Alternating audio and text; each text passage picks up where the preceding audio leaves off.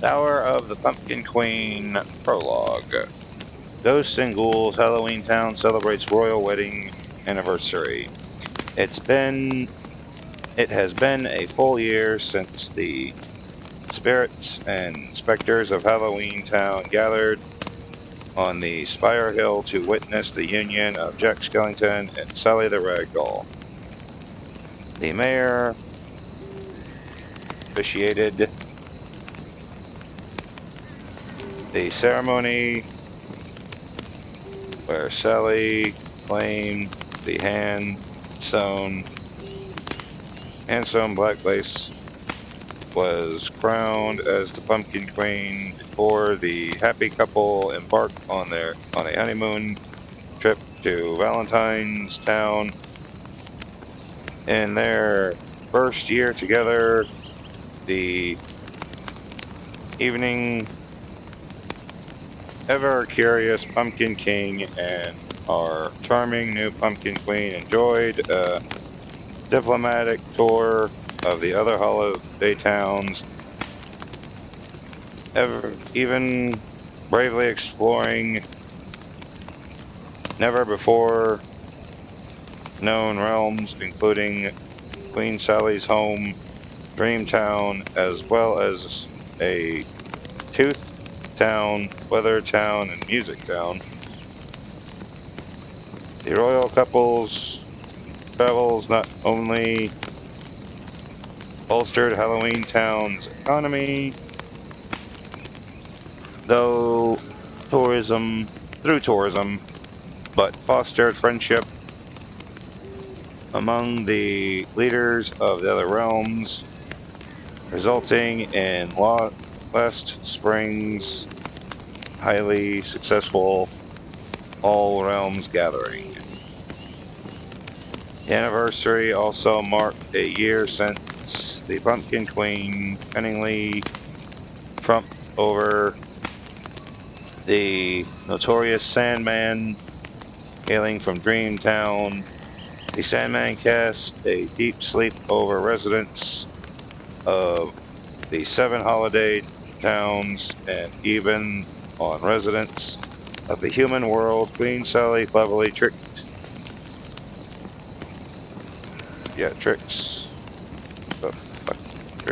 led out only to the Sandman's defeat, but also to the invention of a tonic to cure his cursed sleeplessness. Today, the Pumpkin Queen and the Sandman are occasionally spotted enjoying a cup of soothing caramel tea together with the former foe, now a friend of the town. In a twist of fate, Dr. Finkelstein, now exposed for his ill-advised abduction of Sally from Dreamtown, home where she was a child, continues to fulfill his 100-year community service sentence in the very town he once disrupted. Halloween Town's residents report that his residence, now repurposed into the Queen Sally's Potion Workshop, emits pleasant herbal scents as well as harmonious melodies sung by the Queen herself, a fitting serenade to the town famous for its haunts, but now equally known for its unity and charm. I swear I can read. Chapter 1. On the night before the anniversary, Jack and I prepared a feast of herbs, roasted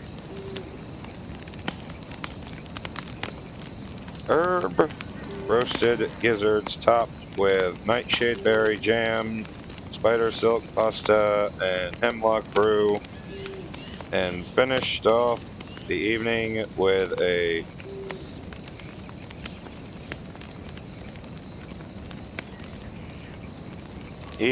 decadent graveyard cake, topped with black sugar crumbles.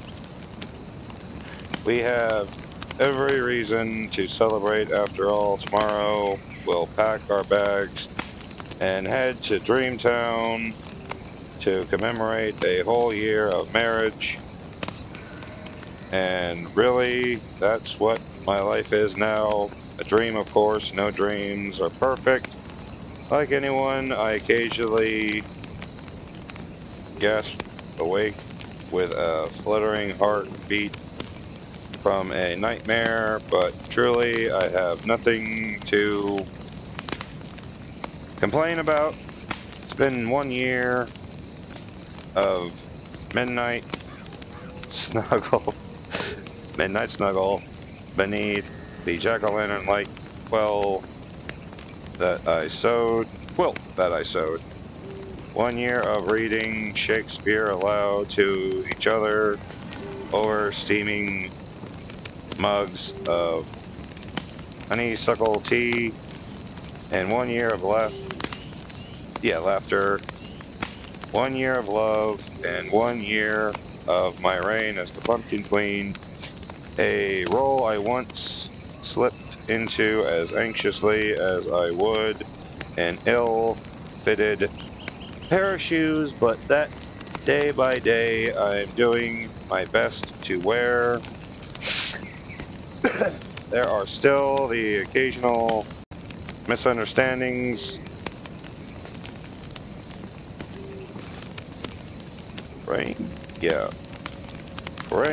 plans, and nudging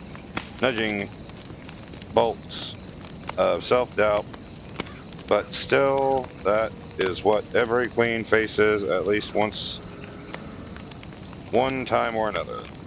Right? Good night, darling Sally. Good night, darling Sally, clasping my hands with his. Jack captured my lips with a kiss. Warmth melts through my insides like raspberry-scented candle wax. I lean into his cold embrace, circling my arms around his neck. Good night, Jack. I follow up with a kiss with a soft one of my own. I follow up his kiss with a soft one of my own. He pulls back, and with a concerned frown, rubs smooth a deep wrinkle that over the last few months has settled into the corner of my mouth. This is something troubling you. Is something troubling you? Oh no, everything is perfect, wonderful. I'm quick to assure him I'm delighted. We'll see my parents tomorrow. It's just that I feel a twitch of my eye stitches.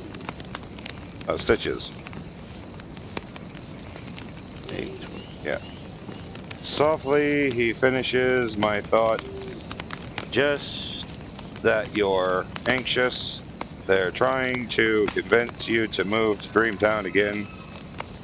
A sigh rattles out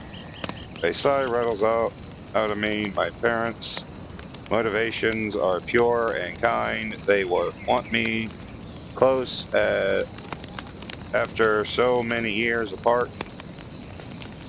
But it's already harder than I thought being Pumpkin Queen when I have to juggle a dozen different roles, from checking in guests at the haunted bed and breakfast to co-hosting Halloween preparations with Jack.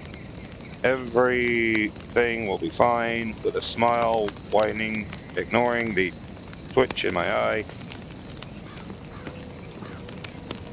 Stuffed to the seams after our feast, I settle into bed with a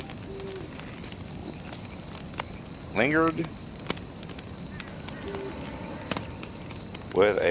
yawn. Never heard that word.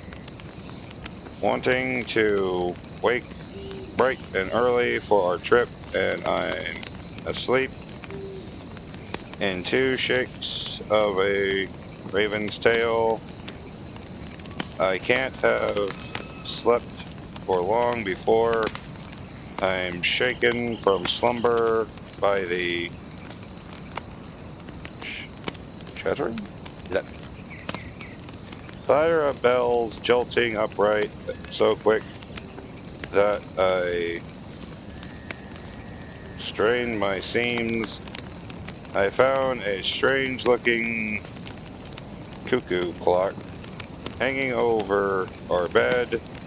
I'm certain it wasn't there when I went to sleep. Rubbing the sleep from my eyes, I push to my feet, balancing on the wobbly, soft mattress, and climb onto the headboard for a better look.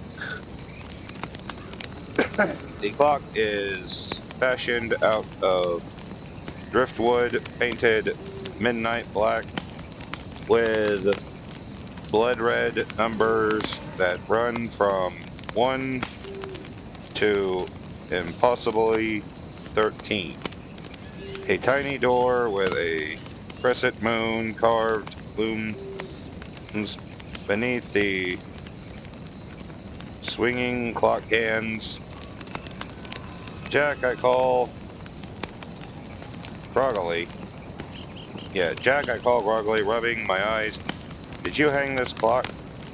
The echo of my voice in our halls is the only answer.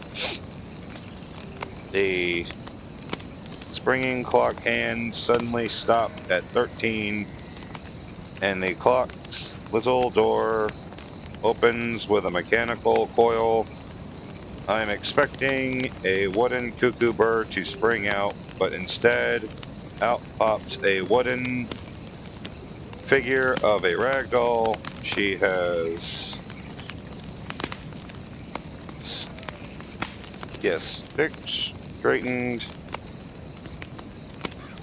stick straightened crimson hair. Her miniature limbs are hanged in all the same places as my body. It's stitched together. She wears a pitch black dress, but that's not me. It can't be. Whereas all my limbs are the pale blue of the winter sky, this twisted ragdoll fragment is hung together from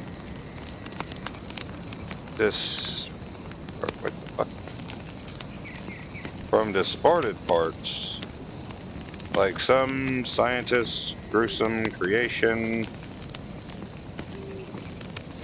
Her left arm wore one sleeve from a set of pinstripe pajamas. Her right leg is stitched with red and white thread like candy canes. Her hinged hands are stained in plastered Easter egg dye, and her eye sockets are set with the glistening crystals from my pumpkin queen crown. The ragdoll fragment takes up a spirited takes up a spirited dance that looks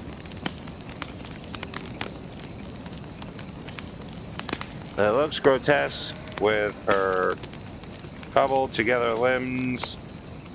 Her janky movements makes her head lump to the side, and the top of her skull falls open, hinged in a place where mine doesn't have a seam.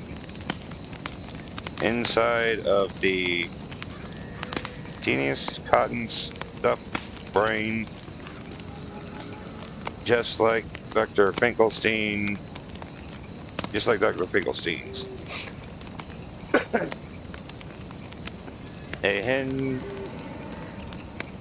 hinge suddenly snaps on the ragdoll's shoulder, and her Dreamtown arm tumbles away.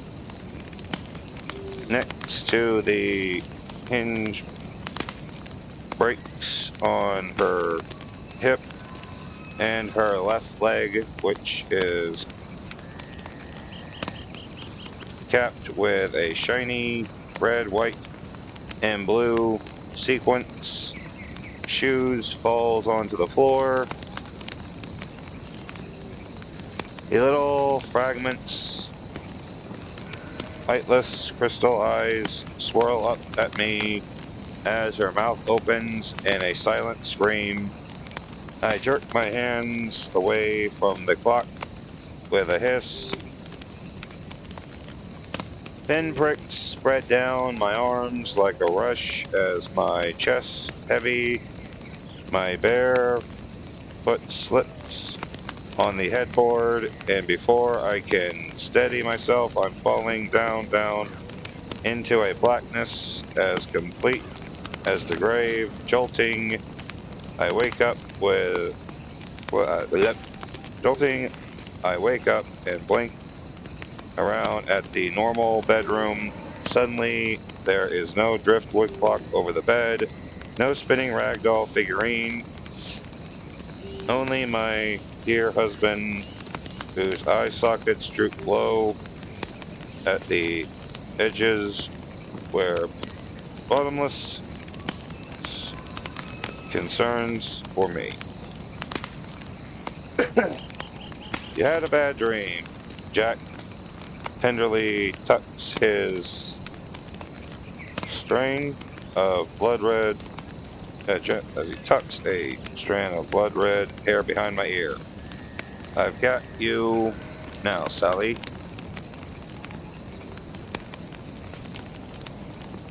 I've got you now, Sally. Through sweet dreams or nightmares, I've always got you.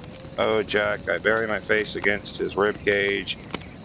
It didn't feel like a dream, as if I sunk into his hold, letting my twisted up stuffing and cotton and crumpling autumn leaves unravel back into place. I tried to tell him that he's right. It was only a dream. I may now be the queen of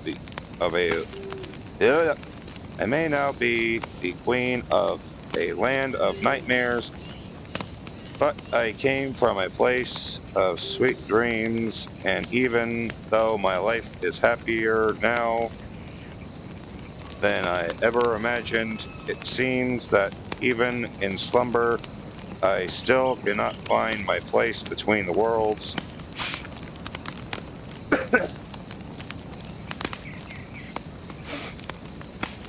The next day, my dream is nothing but a stubborn cobweb clinging to the corners of my mind as Jack and I travel to Dreamtown. As always, loved the first glimpse of my home. I've always loved the first glimpse of my home realm. Just through the hinterland doorway, tidied paths wind through flaming lavender fields that cover the gentle hills, leading the way to the walled city in the distance where my parents reside. Hand in hand, Jack and I strolled down the row of the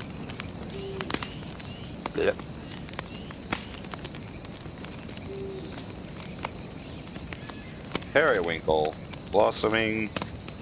Oh, yeah, blossoms. Letting our hands brush the stalks, to release more of the heady fragrance up towards the cotton clouds. Pinned in the sky, fireflies dance a lazy waltz between us, flashing their summer light as I rest my head on Jack's shoulder and let out a content sigh.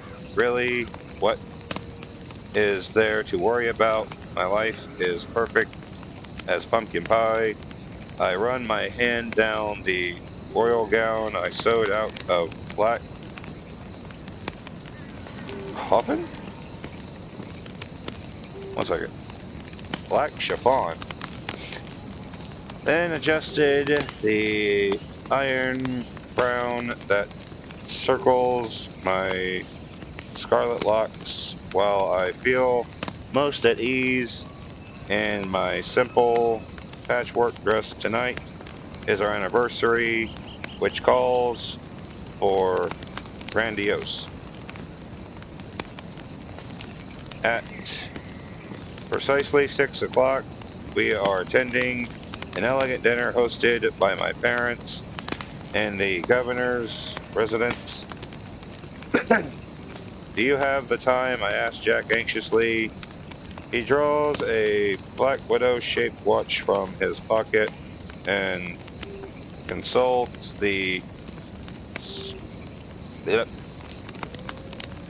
with the springly hand that ticks off the passing seconds. We have plenty of time. Besides, we're the guests of honor. Supper can't start without us. My stuffing bounces in my chest as I nod. That's true. I just have been so busy with the haunted bed and breakfast and writing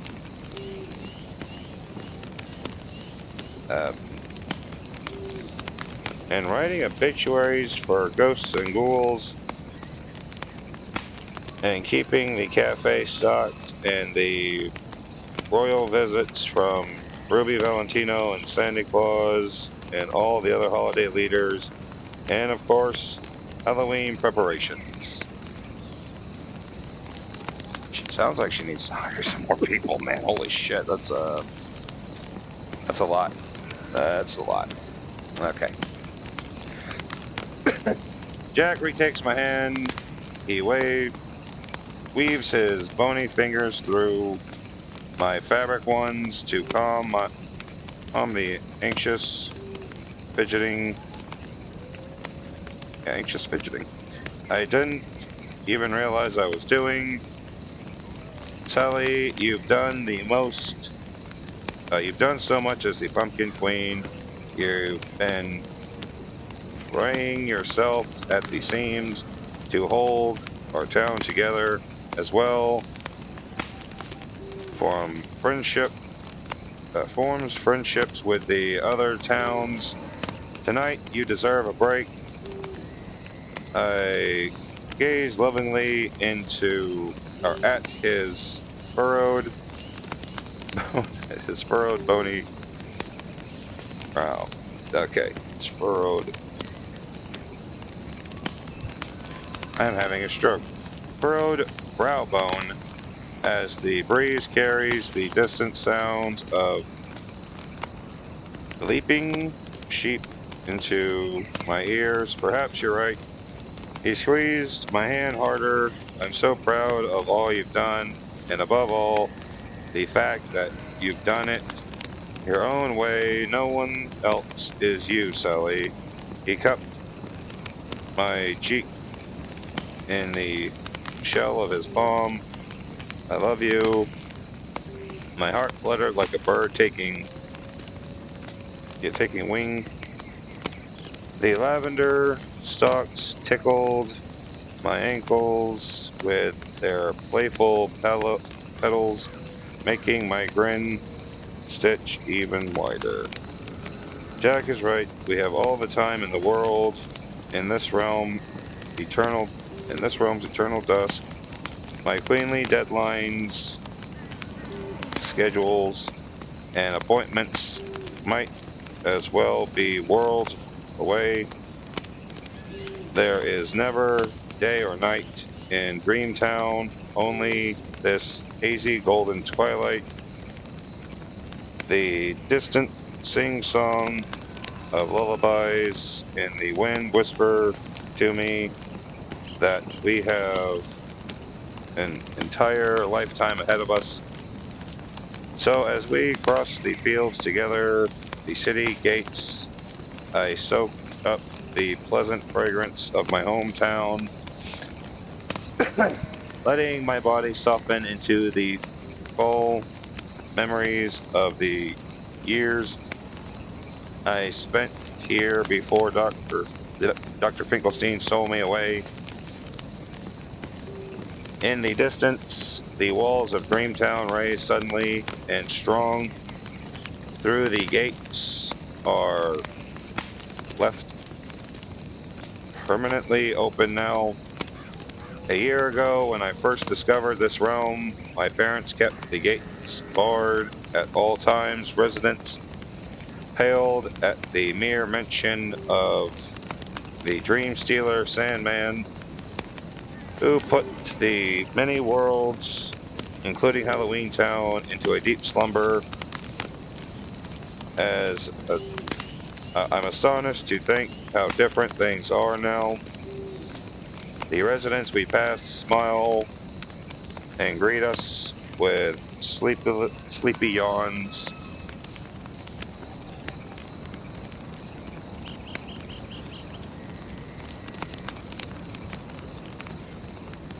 Yeah, greet us with sleepy yawns. Moving without fear from town to the fields and beyond. And the Sandman, he and I meet every few months so I can administer a sleeping potion that knocks him out for a nice long snooze. The positive changes aren't limited to Dreamtown since I learned about my origins. I've been learning all that I can about dreams and lullabies, and from, of course, my parents, Albert and Greta. The governors discovered the wonders of Dreamtown makes my soul sing, so I've made it my mission to share that joy. It's my fervent hope that the countless realms with doorways in the hinterland groves can meet in friendship and can be charmed as I am with Dreamtown.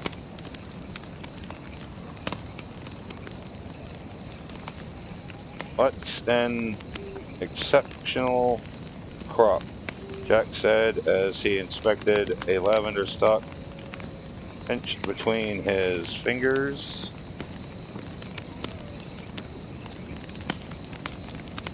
How do you imagine they harvest these flowers? Have you seen any wheelbarrows, sacks, donkeys? I elbow his ribs lightly and nod towards a pair of flower farmers a few rows over, cutting stalks with scythes and bundling them with twine. Jack's hollow eyes light up. Work is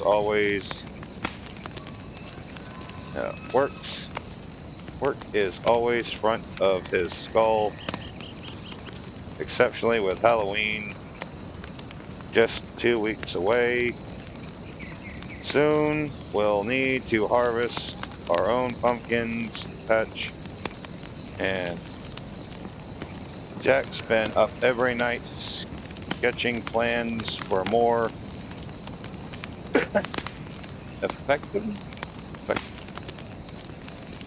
efficient harvesting contraptions with his chalkboard.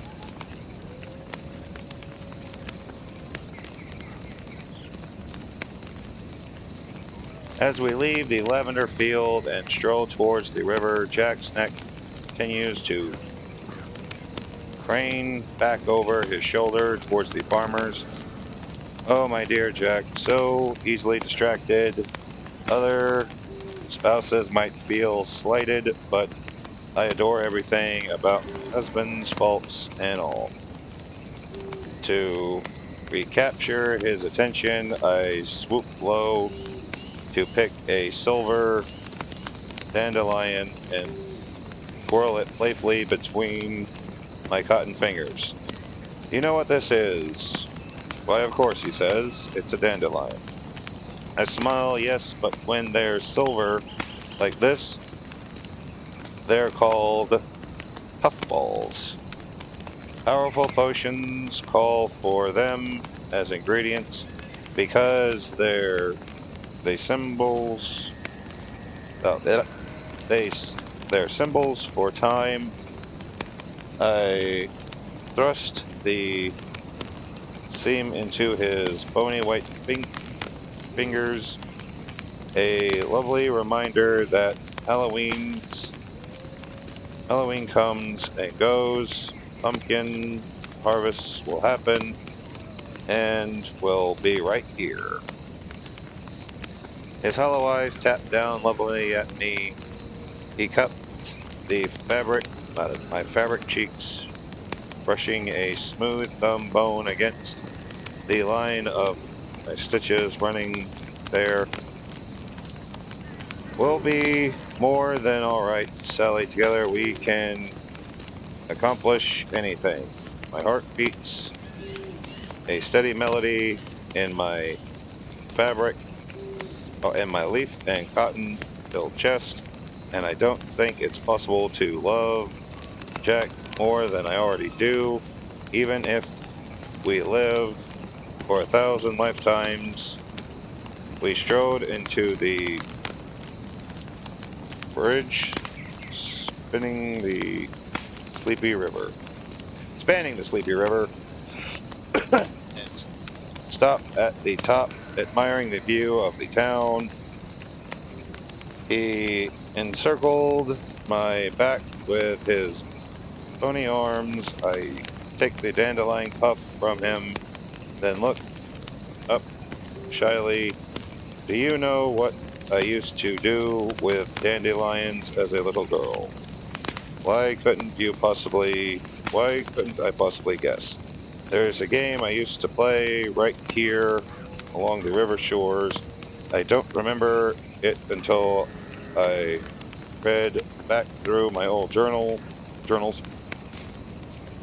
I would blow on the dandelion puff and tell myself one day I'd find a new adventure for every seed that I caught. Jack's mouth pulled as wide as a grinny pumpkin. He plucked the dandelion back from me and twirled it. Shall we play it then, Sally? With a count of 1, 2, 3, we leaned over the bridge railing and blew the puff at the same time. A shower of gauzy seeds floated into the pastoral dusk, dancing along with the fireflies. I sweep at one flowing towards the below branches. That's one adventure. Jack plucked the seed, wafting towards the field. That makes 2. Laughing, I caught another seed with my linen palm. 3. 4. Jack pronounced as he clapped his hands around another seed like he's catching a bug. This one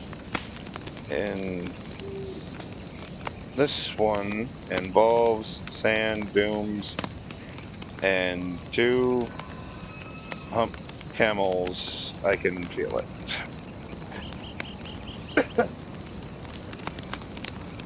We're a whirlwind of laughter as we zigzag across the bridge to catch as many of the cobweb seeds as we can before they float out of reach. Happy tears cling to the corners of my eyes as Jack's white face glows. Our gaze connects for a second, and my body sings all the way down to the curling toes, like I'm back on Spiral Hill for our wedding day, whispering I do. Oh, Jack, I can't wait to go on all these adventures with you.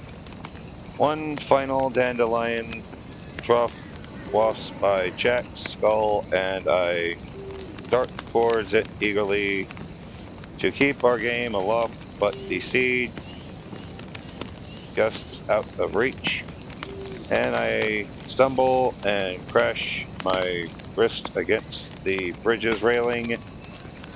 The rush of air the air rushes out of my lungs, and my iron crown tips off my head and plummets towards the river. With a gasp, I grab it just in time. Sally, are you all right?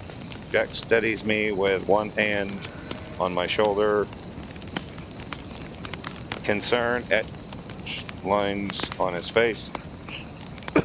Yes, I say, straightening smooth the wrinkles of my gown as I catch my breath. That's one benefit of being made of fabric and sewing few bruises. I reassure him with a smile that fades, however, when I examine my crown. Oh no. The silver doll-sized crystal that rests from the center is gone. With a frown, I peep down at the water. It must have fallen in. Jack leans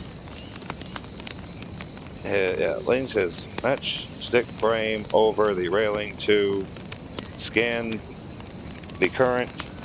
I'll find it for you. He scales the railing to take a swan dive, but I tug him back tug him back down to earth before he can jump, shaking my head. No, Jack, you can't show up at our anniversary dinner soaking wet. I sigh deeply, then pinned on a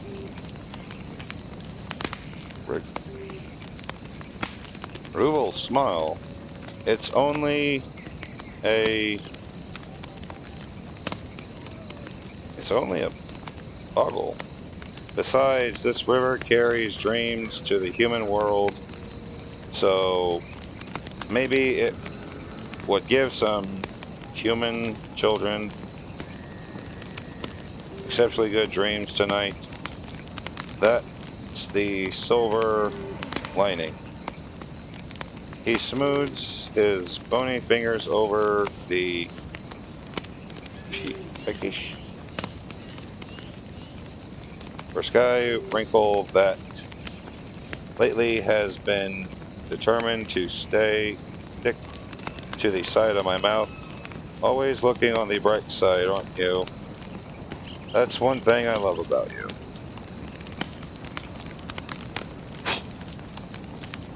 You know that it's okay to not be perfect all the time. Yes, sometimes. I worry you try too hard to balance so many roles while keeping a smile on your face. It would delight me to go on all those adventures with you, but can you add adventures to your everlasting list of titles? Oh, adventurer. Okay, I misread that. Can you add adventurer to your ever-growing list of titles? Ever-lengthened list of titles. The corners of his eyes give me pause. It's true that I've been feeling stretched thin at the seams this last year, but what choice do I have? I can't possibly disappoint so many residents who are depending on their pumpkin queen. After Halloween, I chirp with the straightened brightness. I'm sure things will calm down. There will be more than enough time for us to find your two-humped camel. Slowly, the burning corners of his eyes dies back down to a gentle flicker. His smile impishly at me.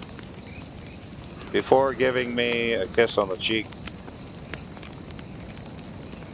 they spit, you know.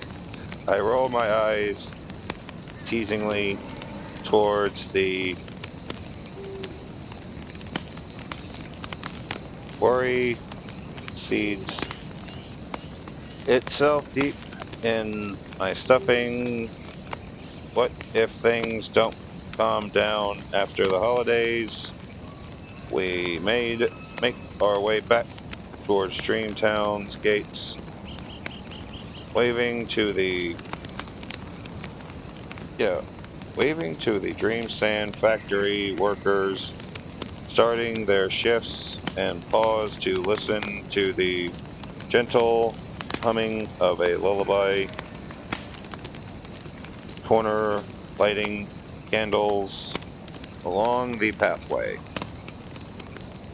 Jack can't stop stealing glances of the farmers harvesting with their special techniques, and he finally wanders over to swap expertise about our pumpkin patches with them. I shake my head, smiling at my husband's stubbornness, then caught sight of Dreamtown's sheep flock on. I'm having a stroke. Plodding down the path and walking over to watch the fluffy white parade. I may be the queen of Halloween Town, but there's amid the chamomile breeze, my nightmares can't feel farther behind me. We'll be more than all right. I reassure myself with Jack's promise together we can accomplish. The flock of sheep pass, and as the dust settles, a figure on the other side of the road takes shape. He wears dark brown glasses that are dwarfed by his bald